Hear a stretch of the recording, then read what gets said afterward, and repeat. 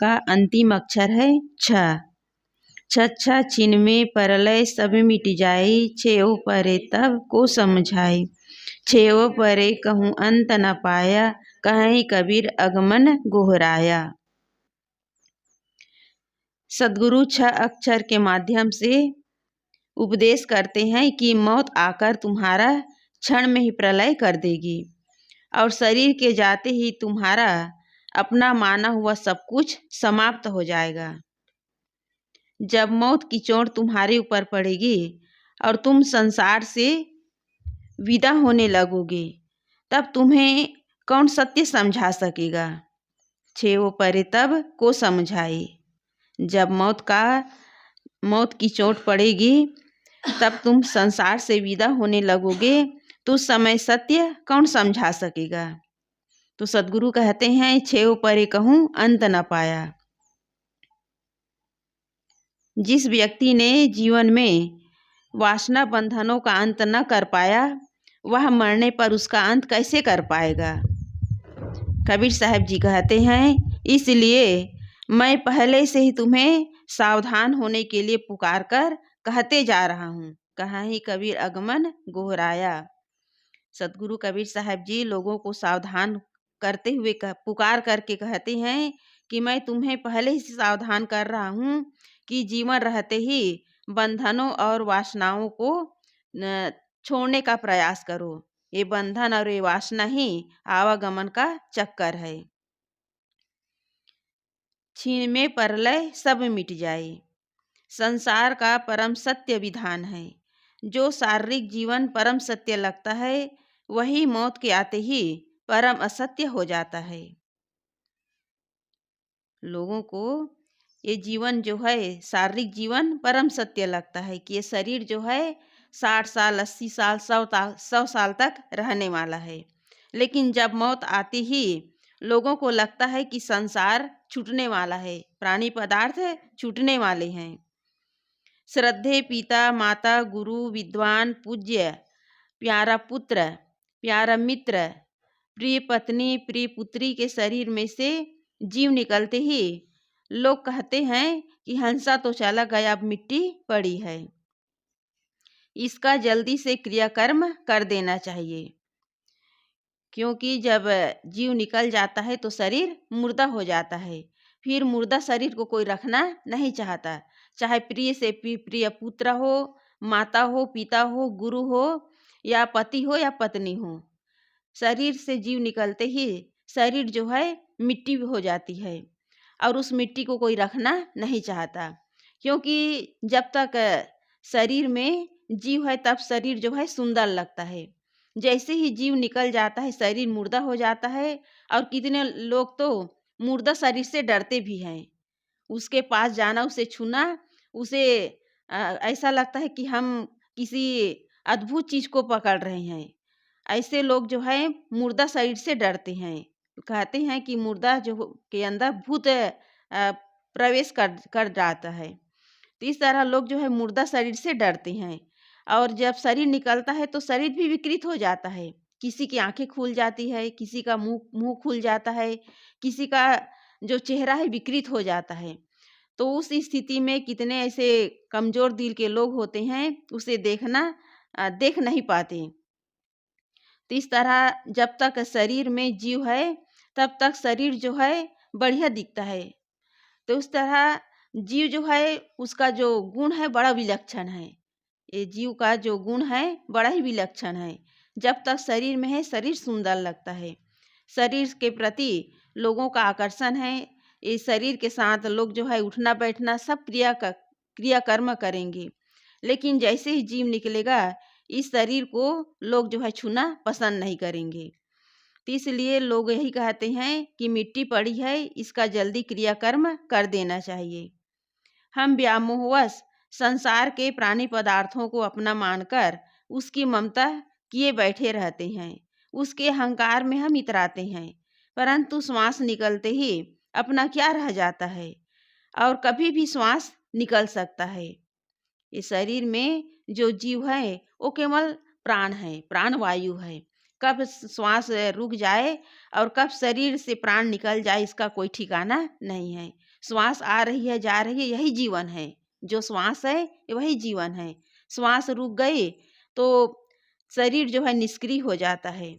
इसलिए जीवन रहते ही जीवन का जो रहस्य है उसे समझना है। लेकिन लोग जो है इसी शरीर का अहंकार करते हैं। शरीर में जो भी श्वास चल रही है उस श्वास की कीमत को समझना है।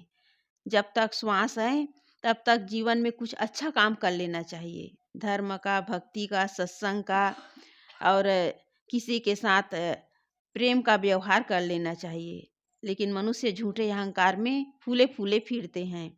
जीवन का जो सदुपयोग है उसे समझ नहीं पाते। केवल झूठे अहंकार में पड़ करके पता नहीं कितना अपने जीवन में अनर्थ कर डालते हैं। तो सद्गुरु कहते हैं कि ऐसे क्षणिक जीवन का अहंकार कैसा, ऐसे स्वप्न में मिले हुए प्राणी पदार्थों का गुरूर क्यों, इन वीरानी चीजों के लिए हिंसा, हत्या, लूट खसोट क्यों। और यही सब तो हो रहा है समाज में, यही सब हो रहा है। झूठे प्राणी और पदार्थों के अहंकार में लोग फूले फूले फिर रहे हैं और इन्हीं के लिए रात दिन हिंसा, हत्या और लूट खसोट कर रहे हैं। जीवन में जो अच्छा काम होना चाहिए वो नहीं हो पा रहा है। कभी किसी से प्रेम पूर्ण व्यवहार नहीं कर पाते। कभी किसी के जीवन में दुख है तो उस दुख में लोग काम आना नहीं चाहते, केवल अपना स्वार्थ सिद्ध करने में लगे हुए हैं।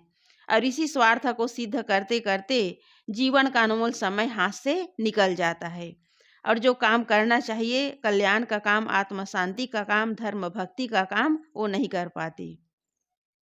लोगों को यदि कहो कि सत्संग में जाना है तो कहेंगे अभी समय नहीं है, घर की रखवाली करनी है, बाल बच्चे का देख रेख करना है, इसी में जीवन बीत जाता है। लेकिन सत्संग और भजन के महत्व को समझ नहीं पाते, क्योंकि जीवन में केवल उनका उद्देश्य होता है खाना और कमाना। खाने कमाने के लिए यदि जीवन मिला हुआ है, यदि इतना ही करते हैं तो इतना तो पशु पक्षी भी करते हैं। यदि इतने तक सीमित रहेंगे तो जीवन में जो सुख और शांति है उसे लोग समझ नहीं पाते। और यही कारण है कि अंतिम समय में लोग जो है पश्चाताप करते हुए संसार से विदा होते हैं। केवल खाना कमाना जीवन का उद्देश्य नहीं है। जीवन का उद्देश्य है भजन भक्ति करना। अपने जीवन में जो कल्याण के लिए मिला हुआ है समय है, उस समय का सदुपयोग करना। लेकिन मनुष्य झूठे प्राणी और पदार्थों के अहंकार में अपने अनमोल जीवन को खो देते हैं। इसलिए सद्गुरु कहते हैं, छेव परे तब को समझाए। जब मौत का कुल्हाड़ा हम पर पड़ेगा तब हमें कौन सत्य समझा सकेगा। संसार में बड़े बड़े धोखे हैं। कितने लोग जीवन भर कभी सत्संग में नहीं बैठते, वे कोई धार्मिक एवं आध्यात्मिक पुस्तक नहीं पढ़ते, उनको कभी ज्ञान की चर्चा अच्छी ही नहीं लगती, परंतु मर जाने पर उसके परिवार वाले पुरोहित बुलाकर उसके कान में मंत्र दिलाते हैं। जब तक सुनने वाला था उसने ज्ञान की बातों को सुनने की इच्छा ही नहीं की। अब जब सुनने वाला ही नहीं रहा तब कान में मंत्र फूंकने से क्या फायदा। जीते जी ज्ञान चर्चा सत्संग तो उसे अच्छा नहीं लगा, लेकिन मर जाने पर घर के लोग कहते हैं कि मरते समय उसे कोई लोग जो हैं गीता की पाठ सुनाते हैं, कोई रामायण का पाठ सुनाते हैं, तो कोई अपने गुरु जो मंत्र दी उसको सुनाते हैं। लेकिन अब तो सुनने की स्थिति में नहीं है, क्योंकि मरणासन स्थिति में यदि उसे गीता का पाठ सुनाओ या रामायण का पाठ सुनाओ या कोई मंत्र उसके कान में डालो तो सुनने वाला नहीं है। जीते जी जो हम अच्छा काम करते हैं, अच्छे रास्ते पर चलते हैं, ज्ञान की चर्चा सुनते हैं, वही हमारे जीवन के लिए उपयोगी है, वो हमारे जीवन के लिए लाभदायक है, कल्याणकारी है। लेकिन मरणासन स्थिति में हम गीता मंत्र सुने या रामायण का पाठ सुने या कोई गुरु मंत्र सुने, वो उसका कोई फायदा होने वाला नहीं है। और घर के लोग यही करते हैं, कोई गीता का पाठ सुना रहे हैं और कोई उनके हाथों से दान भी करवाते हैं। कोई उसका रिश्तेदार में कोई भांजा लगते हैं तो कोई पंडित को बुला लिए, कोई महात्मा को बुला लिए, कहते कि अंतिम समय में दान कर दो। जीते जी तो दान नहीं किए, केवल कमाने और खाने का काम किए। और अंतिम समय में जब उसकी स्थिति ठीक नहीं है, वो जानने लायक नहीं है, तो कितना भी दान पुण्य करा लो, मंत्र उसे सुना दो, गीता का पाठ सुना दो, उसे कोई फायदा होने वाला नहीं है। जो भी काम है जीते जी करना चाहिए, चाहे सत्संग भजन का काम हो या दान पुण्य का काम हो। जब जानने की स्थिति में है तब वो तो किए नहीं, और मरते समय करवा रहे हैं तो उससे कोई फायदा होने वाला नहीं है। तो इसलिए गुरुदेव जी कह रहे हैं कि जब तक इंद्रियां सबल है और अंग सुदृढ़ हैं, रोग दूर हैं, बुढ़ापा नहीं आया है, तब तक ही अपने कल्याण साधन का प्रयत्न कर लेना चाहिए। मौत तो किसी भी अवस्था में आ सकती है। जब माता के गर्भ से ही जीव का शरीर छूटने लगता है, तब किस अवस्था पर विश्वास किया जाए कि इसमें मौत नहीं आएगी। क्योंकि मौत जो है, जब जीव जो है गर्भ अवस्था में पहुंच जाता है माँ के गर्भ में, तब से मौत जो है उसके पीछे लगे रहते हैं। इसलिए किस अवस्था में मौत आएगा इसका कोई ठिकाना नहीं है। इसलिए गुरुदेव जी कहते हैं कि हमें वर्तमान में सावधान हो जाना चाहिए, क्योंकि मौत पीछे लगे हुए हैं। सदगुरु कबीर साहब जी ने कहा कि सुमिरन करहु राम का, काल गए हैं केस, न जाने कब मारी है क्या घर क्या परदेश।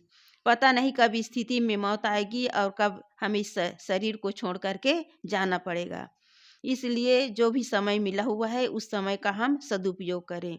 कभी किसी के प्रति मन में यदि गलत भावना है तो वही गलत संस्कार लेकर के जाना पड़ेगा। ईर्ष्या है, द्वेष है, घृणा है, नफरत है, तो उस कुसंस्कार को लेकर के जाना पड़ेगा।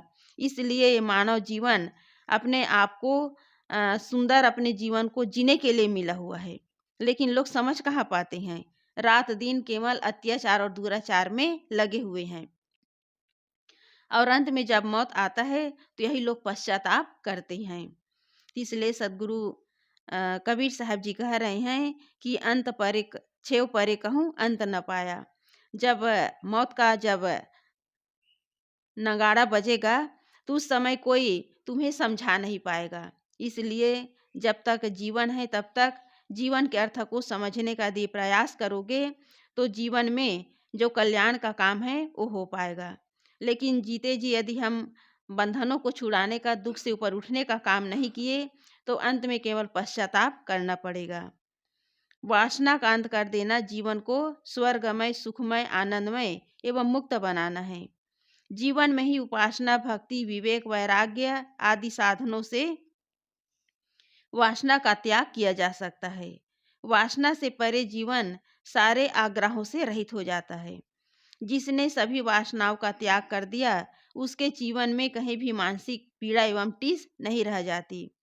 वासना से छूटा हुआ जीवन जो है आनंद समुद्र के लहरी अगाधा, बसे आनंद अटारी, आनंद सिंधु अहंता तीता, एवं सोजन सदा आनंदा होता है। जिन्होंने वासनाओं का त्याग कर दिया उसी के जीवन में आनंद है। वही जो है सदा अपने जीवन में उस आनंद के सागर में वो गोता लगाता है। इस तरह जब मनुष्य जो है इस संसार से जब विदा होता है तो लोग उसकी अर्थी निकालते हैं, और अर्थी में जितने लोग शामिल होते हैं क्या कहते हैं? राम नाम सत्य है, सबका यही गत्य है। तो सुनने वाला तो है ही नहीं, तो उस राम नाम किसके लिए कह रहे हैं कि राम नाम सत्य किसके लिए कह रहे हैं? जो जिंदा है, जो उस अर्थी में जो जो लोग शामिल हैं, शमशान घाट में जा रहे हैं, उस अर्थी को लेकर के उनके लिए हैं। जो जिंदा है उनके लिए है कि सत्य को समझो कि संसार में जो भी जीव आया है उसे इस संसार को छोड़ करके जाना है, और सत्य क्या है? अपनी आत्मा। उस सत्य को समझना है कि संसार में जितने भी प्राणी और पदार्थ मिले हुए हैं सब छूटने वाला है, लेकिन अपनी आत्मा अपने से कभी अलग होने वाला नहीं है। लेकिन लोग इस बात को समझ नहीं पाते, केवल बाहरी दिखावे में पड़े हुए हैं कि संसार में जो भी मिला हुआ है वो अपना है, लेकिन वो अपना नहीं है। इसी धोखे में अपने जीवन को खो देते हैं। तो इस तरह संसार में जो लोग वासनाओं में, बंधनों में पड़े हुए हैं, केवल धोखे में अपने जीवन को खो देते हैं। अंत में कुछ भी मिलने वाला नहीं है। इसलिए सदगुरु कबीर साहब जी सावधान कर रहे हैं कि जो ज्ञान की चर्चा है और जो हमारे कल्याण के लिए संत गुरुजन हमें सही मार्गदर्शन बता रहे हैं उसे हम समझने का प्रयास करें। हर मानव के जीवन में यही प्रबल इच्छा रहती है कि हम सदैव आनंदित रहें, पूर्ण सुखी रहें। परंतु जो सुख आनंद एक रस निरंतर तथा स्थायी हो, वह विषयों के संयोग में नहीं है। विषयों के संयोग से उत्पन्न होने वाले सारे सुख कैसे हैं? क्षणिक हैं। जो विषय जनित सुख है वो केवल क्षणिक हैं। धन में, पद में और मान प्रतिष्ठा में जो सुख माने हुए हैं वो केवल क्षणिक हैं। यदि कोई व्यक्ति मेहनत करके धन कमा भी लिए तो वो धन केवल स्थायी रहने वाला नहीं है। धन जो है आते जाते रहते हैं। कितने ऐसे लोग हैं धन तो कमा लेते हैं लेकिन उस धन का सदुपयोग नहीं कर पाते, तो उस धन में सुख कहाँ है? इसलिए जितने भी बाहरी जो ऐश्वर्य है उसमें कभी भी सुख मिलने वाला नहीं है। जो पद मिला हुआ है वो भी केवल कुछ पल के लिए मिला हुआ है, चाहे सरकारी नौकरी के पद में हो या कोई नेता के पद में हो, वो केवल कुछ क्षण के लिए मिला हुआ है, वो हमेशा साथ रहने वाला नहीं है। इसलिए गुरुदेव जी कह रहे हैं कि जो भी मिला हुआ है उसमें राग मत करो। राग करोगे तो दुख मिलेगा। यही राग और द्वेष बंधन का कारण है। तो इसलिए जो राग बनाते हैं उन्हें केवल पीछे केवल दुख ही होता है।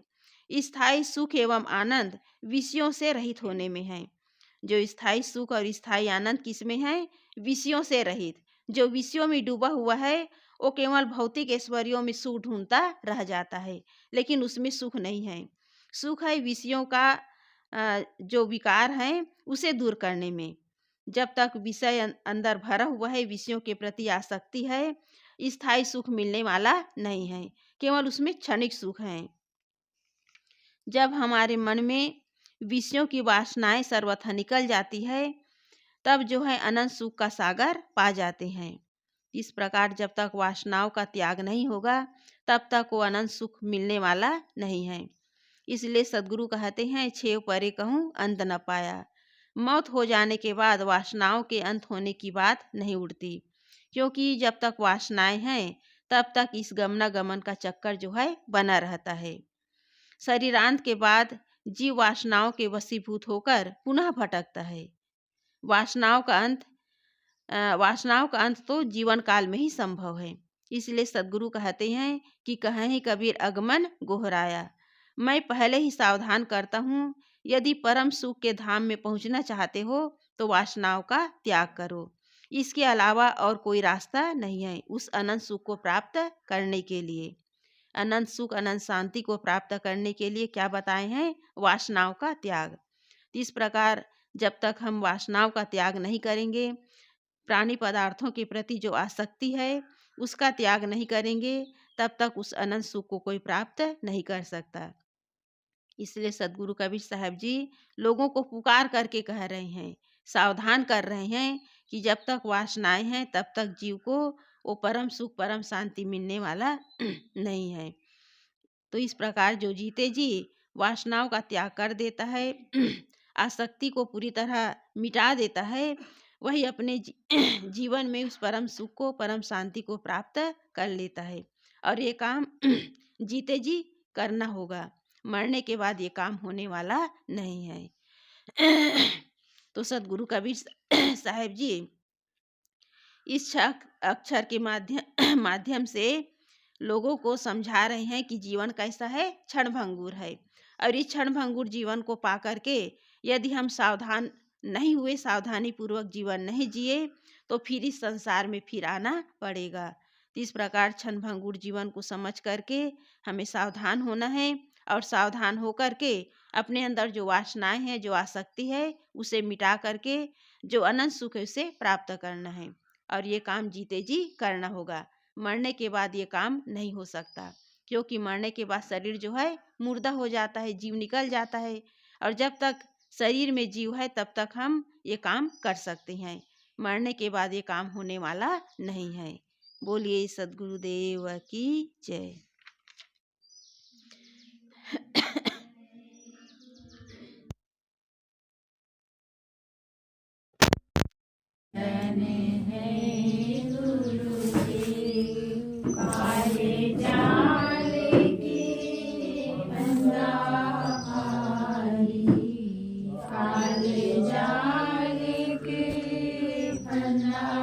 भारी परख लखायहु देव तुमको परख लखायहु देव तुमको वंदन है गुरुदेव वंदन है गुरुदेव तुमको वंदन है गुरुदेव वेद शास्त्र सब खोजत हारी वेद शास्त्र सब खोजत